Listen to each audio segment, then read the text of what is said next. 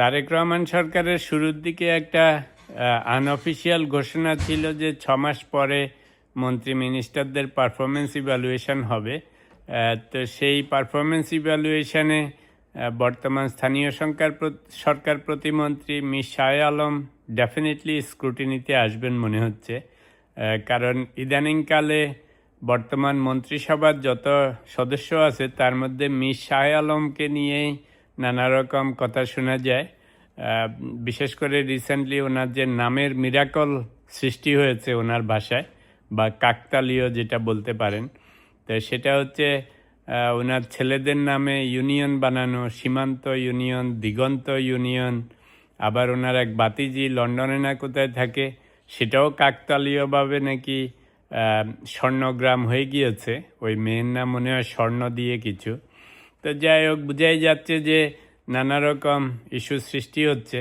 তার মধ্যে রিসেন্টলি আবার শিবগঞ্জ পাইলট বালিকা বিদ্যালয়ের নূতন নাম করার জন্য প্রস্তাব করা হয়েছে মাধ্যমিক ও উচ্চ মাধ্যমিক বিভাগ থেকে, বিদ্যালয় বিভাগ নাকি যেন, যে শিবগঞ্জ মির শাহ আলম পাইলট বালিকা উচ্চ বিদ্যালয়। মাই গুডনেস, কত বড় নাম।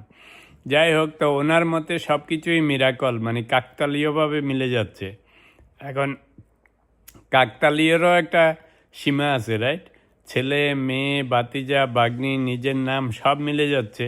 যদি না পিছনে কেউ কলকাঠি নাড়ে, অথবা নিজের চামচা টাইপের লোক আছে কিছু যারা ওনাকে ব্যবহার করতেছে, তবে রিগার্ডলেস তারেক রহমান সাহেবের কাছে প্রস্তাব এসেছিল জিয়াউর রহমানের নামে জিয়া আন্তর্জাতিক বিমানবন্দর করতে। তো সেটাও স্থানীয় সরকার মন্ত্রণালয় থেকে এসেছিল বলেই শুনেছি। তো উনি তো না করেছেন। তো এই যে ইউনিয়নের নাম হচ্ছে, স্কুলের নাম হচ্ছে, নিজের ছেলে মেয়েদের নামে, বাতিজির নামে, তো নিশ্চয়ই মির শাহ আলম এগুলি জানতেন, ওনাকে তো বলেছে নিশ্চয়ই, চামচারা করলেও তো ওনাকে জানিয়েছেন। তো উনি তো না করেননি। তো এটা একটা জিনিস প্রমাণ হচ্ছে যে উনি কিছুটা ক্ষমতার অপব্যবহার করতে শুরু করেছেন অলরেডি। আমি আগেই বলেছি, সালাউদ্দিন সাহেব কয়েকদিন আগে বলেছেন, মস্কারা করে বললেও এটার মধ্যে নিশ্চয়ই বলে না যাহা রটে তাহা বটে, বলেছেন যে উনিই এখন সবচাইতে পাওয়ারফুল। আমি এও বলেছি যে তারেক রহমান সাহেবকে দেখেছি একটু মুচকি হাসি দিতে। এনিওয়েজ, পয়েন্ট হচ্ছে যে ইটস বিন অনলি 3-4 মান্থস। যে কোনো জিনিস ছোট আকারেই শুরু হয়। তো বর্তমান সরকারের মন্ত্রিসভার মধ্যে মির শাহ আলম অলরেডি অনেক নয়েজ সৃষ্টি করেছেন। এর আগে উনি ওই যে আসিফ মাহমুদ সজীব ভুইয়ার কথা বলেছেন যে ওনারা স্থানীয় সরকার মন্ত্রণালয় থেকে 5-6 হাজার কোটি টাকার বাজেট বরাদ্দ দিয়েছেন।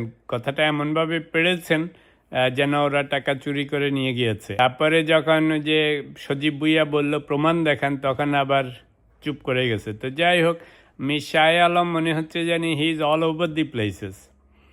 কথাবার্তাও বেশি বলতেছেন, তারপরে নাম নিয়ে বেশি হুলস্থুল করতেছেন। এদিকে খবরে প্রকাশ ওনার ছেলে সীমান্ত না দিগন্ত, ওর আবার ইঞ্জিনিয়ারিং কনসাল্টিং ফার্ম আছে, শিবগঞ্জে অনেক কন্ট্রাক্ট পেয়েছেন। তো জিনিসগুলি এখন পত্রপত্রিকায় আসতেছে, জনগণ বলতেছে, এগুলি কিন্তু ঠিক না।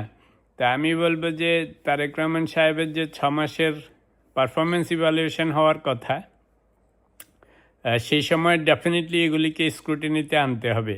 আর এই জিনিসগুলি যে সত্যি বিরক্তিকর, সেটার প্রমাণ হচ্ছে যে সামহাও সংসদের মাধ্যমে তারেক রহমানের কানে এসছেন এবং প্রধানমন্ত্রী বলেছেন যে ওই 2টা ইউনিয়নের নাম বদলে ফেলতে। That's a good gesture. যে কোনো রিজিমের ওই বলে না, এক পাতিল দুধের মধ্যে 1 ফোঁটা কি জানি ঘোল দিলেই সেই পুরা পাতিল নষ্ট হয়ে যায়। তো বেশি মানুষ লাগে না কিন্তু একটা রিজিমকে, একটা সরকারের ভাবমূর্তি নষ্ট করতে বেশি লাগে না। তো এই ধরনের এলিমেন্টগুলিকে এখন থেকে কন্ট্রোল করতে হবে।